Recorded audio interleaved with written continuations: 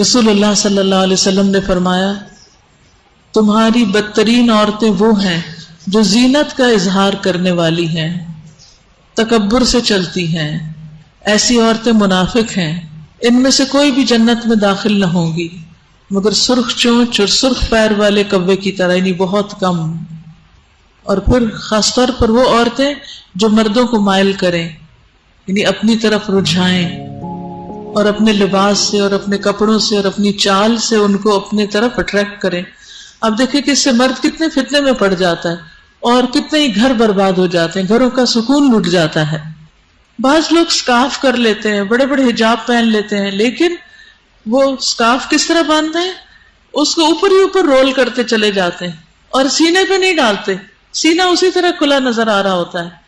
اور بعض کا سکارف کے پلو اٹھا کے اوپر کو نقاب بنا رہے ہوتے ہیں اور سینہ پورا نمایاں ہو رہا ہوتا ہے۔ کس چیز کا منہ ڈھانک رہے ہیں جب آپ کا سینہ کھلا ہے؟ اللہ کے سری حکم کی نافرمانی کر رہے ہیں۔ میں آپ سب کو یہ ہوم ورک دوں گی کہ جا کے اپنا سکارف شیشے کے سامنے، ڈریسنگ ٹیبل کے سامنے کھڑے ہو کر پہن کر دیکھیں، نکلتے وقت دیکھیں کہ کہیں آپ کے سینے کے خم تو نظر نہیں آ رہے اس میں۔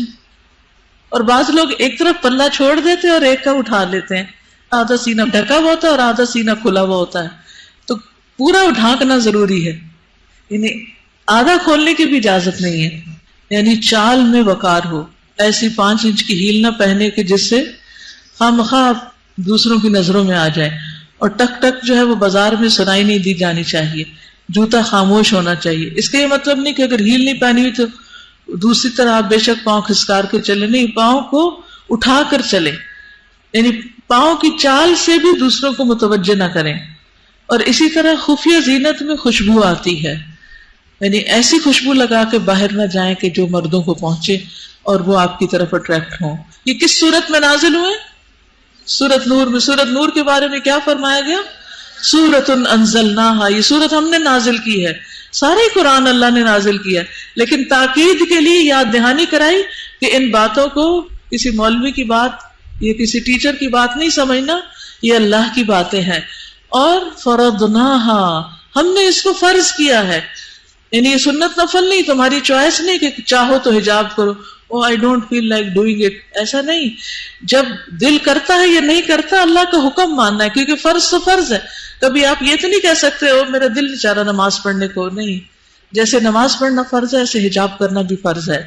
اور مومنوں، تم سب مل کر اللہ سے توبہ کرو، یعنی ایمان ہے پھر بھی توبہ کرو، کیونکہ اس معاملے کہیں نہ کہیں کمی بیشی کبھی جان کے اور کبھی انجانے میں ہو ہی جاتی ہے۔ توقع ہے کہ تم فلاح پاؤ گے، کامیاب ہو جاؤ گے۔